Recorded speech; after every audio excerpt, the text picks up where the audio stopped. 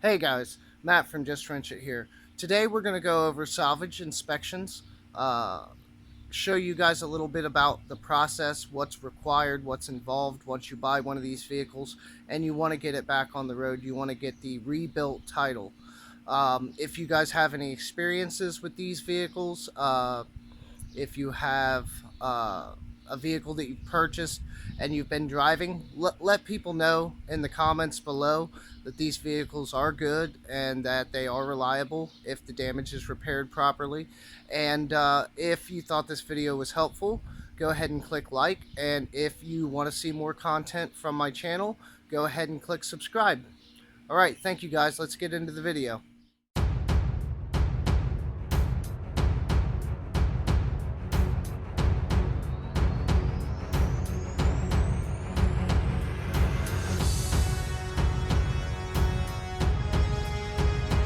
Good morning, guys.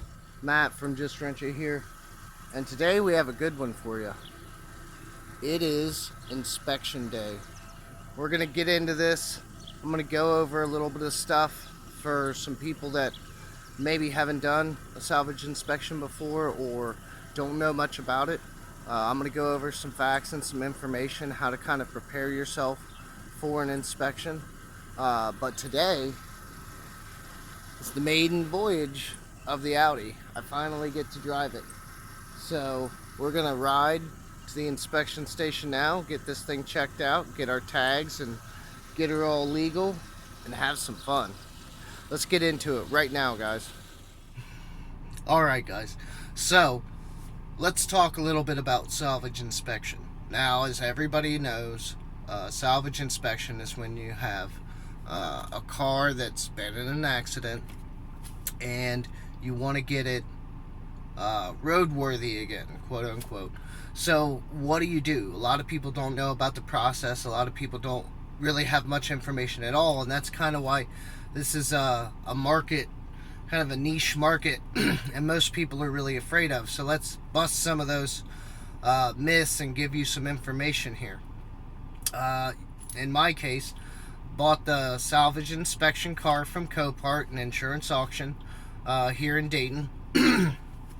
And you replace whatever parts are broken or that need to be replaced, fix any damage.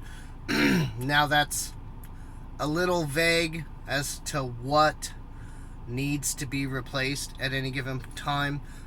Mostly they're looking for a car without a whole bunch of damage on it, no big dents, things like that. They want the frame to be straight, obviously your lights, your turn signals, all that stuff to work. So you need receipts for the things that you replace. Now the smaller stuff, at least in my location here in Ohio, the smaller stuff they're not as concerned with. Plastic pieces, headlights, things like that, they're not gonna stress over those too much because they're not major body panels. Major body panels, what we're talking about: doors, hoods, fenders, trunk lids, any major components, a core support. Where'd that core support come from? Did you get it off a stolen car? And that goes into the second part of receipts. Receipts have to have an accompanying VIN number. Now, anyone who's bought something from a salvage yard, like a used pick-apart or whatever have you, they provide VIN numbers on receipts to prove where the parts came from. And that's the whole idea behind this. They want to see where these parts that you're replacing have come from. In my case here, mine are new parts I got from Rock Auto. Now, I have a receipt from Rock Auto. No, there's not a VIN number on it, but it says on the receipt that it's a new part, aka it does not have a VIN number associated with it. So in my case, that's going to do just fine. I do know, and I'll try to snatch a picture of this and insert it here in the video. I know I've done this before at my location. I don't know why, but they do not accept eBay receipts of any kind. Now, keep in mind, we're talking major body panels. So if you need a grill or a headlight or tail lights or something small, I'm sure it's not going to be an issue. But any major pieces, hoods, fenders, all that, at least here in Troy, Ohio, you can't bring in an eBay receipt, even if it has a VIN number on it. I'm guessing because they have a hard time verifying it. I'm not sure. So, yeah, no eBay receipts of any kind. So keep that in mind when you're shopping, when you're looking for parts. And then you just get everything together. You have your salvage title. That means you've gotten the title from whoever you got it from. It was a salvage. You put it into your name, but it's still a salvage title. You then go to the license bureau and pay, I think here it's like $55 for a salvage inspection.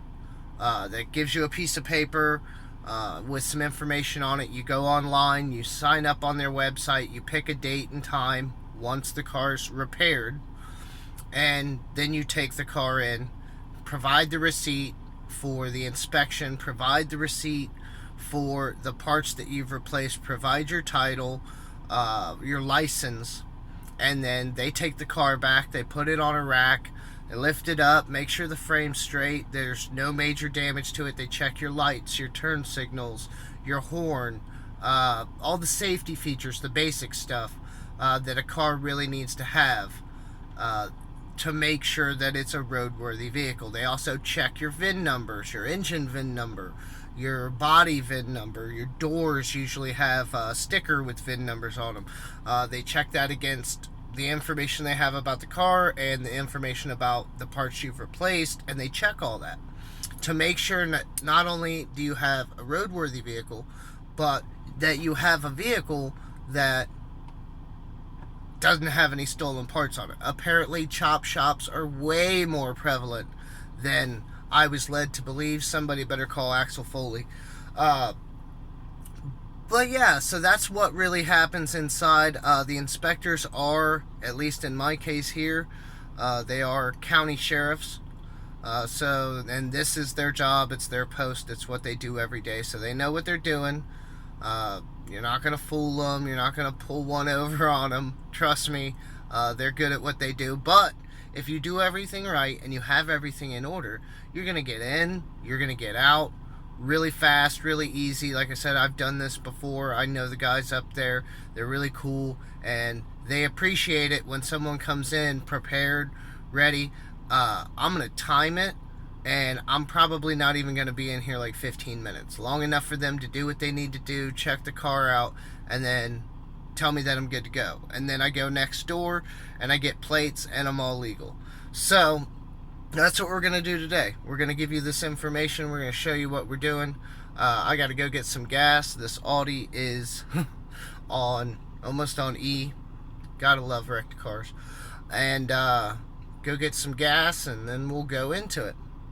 Alright guys, we'll talk at you soon. Alright guys, well, it's 8:30. I think technically it's like 8:29, and I'm done. With the inspection. So I finished the inspection. Now I have to go take my salvage title and get it turned over into a rebuilt title, the R title, a lot of people refer to, and then go in the license bureau and get official plates for it. So that's pretty good. Really short. They were kind of busy, so it actually took a little bit longer than I would have thought.